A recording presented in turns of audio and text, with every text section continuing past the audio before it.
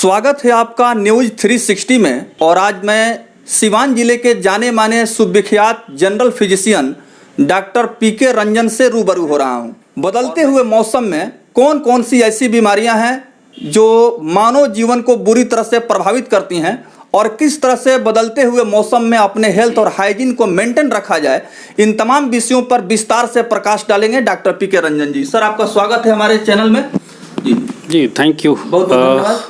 मैं न्यूज़ 360 का भी काफ़ी थैंक्सफुल बोलना चाहूँगा, जो कि इस बदलते हुए मौसम में लेकर के पब्लिक के हेल्थ के प्रति इतना कॉन्शियस होते हुए और उनको कहीं ना कहीं रूबरू करना और उसको उनके बीमारी के बारे में सही तरीके से ब्रीफ करने की एक अच्छी पहल करी है आप लोगों ने। जी। सर, मौसम में बदलाव हो रहा है और बरसात के मौसम के बाद धीरे धीरे हम लोग शरद ऋतु यानी कि ठंडा के मौसम में प्रवेश कर रहे हैं।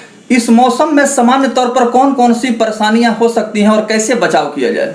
जी, इस मौसम में सर्द का मौसम अभी शुरुआत होने जा रहा है और इस मौसम में ज़्यादातर जो है कोल्ड फ्लू जैसी चीज़ें ज़्यादा होने के चांसेस होती हैं। अभी बारिश का पानी अभी सूखा नहीं है, तो इस मौसम में अभी डेंगू मलेरिया जैसी भी बुखार होने की संभावनाएं काफ़ी ज़्यादा होती हैं। और तीसरी बात कि अभी कोरोना जैसी बीमारी का कहर अभी ख़त्म नहीं हुआ है, तो कहीं ना कहीं और जिन लोगों को या तो कोरोना हो चुका है या जो लोग अभी भी इससे वंचित रहे हैं, तो कहीं ना कहीं उन्हें बहुत ज़्यादा एहतियात रखने की ज़रूरत है। क्योंकि एक बार पेशेंट में कोरोना जिनमें अगर हो चुका है तो ऐसा मोस्टली देखने में मिल रहा है कि उनमें कहीं ना कहीं इम्यूनिटी जो है बहुत अच्छे लेवल पे वर्क नहीं कर पा रहा है, जिससे कि आए दिन कुछ न कुछ तमाम तरह की बीमारियों से उनका घिरना लगातार जारी रह रहा है। तो इस मौसम में सबसे पहली तो ज़रूरी चीज़ है कि मास्क का इस्तेमाल बिल्कुल कंपलसरी करें।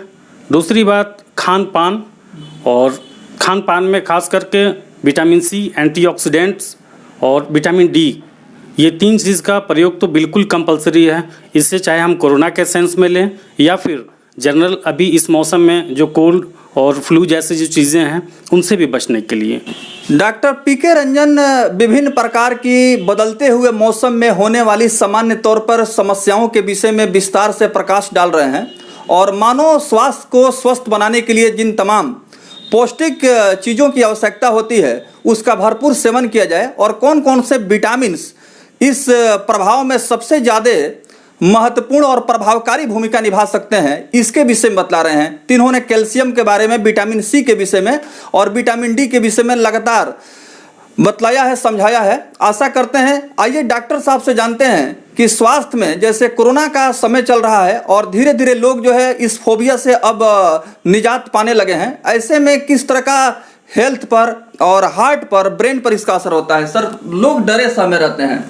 जी, अभी तक जो देखा गया है कि मोस्टली इस तरह की बीमारी में पेशेंट के पीछे का जो डेथ का जो एक्चुअल जो डेटा जो हमारे पास जो अभी तक मिल रहा है, उनमें ज़्यादातर कहीं ना कहीं एक फोबिया पार्ट ज़रूर डोमिनेंट रहा है। और सबसे पहले तो ज़रूरी है कि इस बीमारी के लिए हमारे पास अभी तक कोई स्पेसिफिक ऐसा कोई वैक्सीन या कोई ऐसा मेडिसिन अब तक ईजाद नहीं हो पाया है। तो जहाँ तक संभव है तो हम जितना सोशल डिस्टेंसिंग को फॉलो करें, दूसरा जितना अच्छा हेल्दी डाइट जो है उसको फॉलो करें, और तीसरा जो मैंने पहले भी बताया कि मास्क जो कि बहुत ज़रूरी है, ये तीन चीज़ का इस्तेमाल बिल्कुल करना होगा। और चौथी जो चीज़ है कि सेल्फ हाइजीन, ये बिल्कुल हमें कहीं ना कहीं इसको एक्सट्रीम लेवल पे लेकर के चलना होगा, ये ज़रूरी है।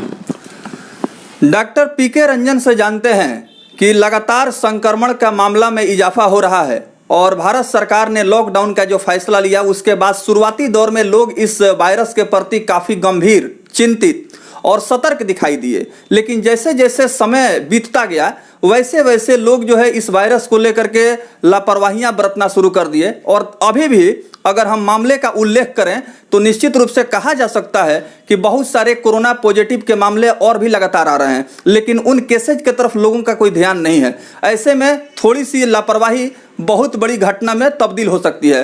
सर, आप बतलाएं कि शुरुआती दौर में जो कोरोना के मामले आए उस समय लोग ज्यादा सतर्क थे, लेकिन अभी भी केसेज आ रहे हैं जो मीडिया रिपोर्ट के माध्यम से खबर मिल रही है। बिल्कुल केसेज अभी भी आ रहे हैं और कहीं ना कहीं ये लोगों के अंदर जो एक सतर्कता नाम की जो चीज़ थी उसमें कहीं ना कहीं कमी आई है, और जिसकी वजह से केस में इजाफा होने का एक बहुत बड़ा प्रमुख कारण है।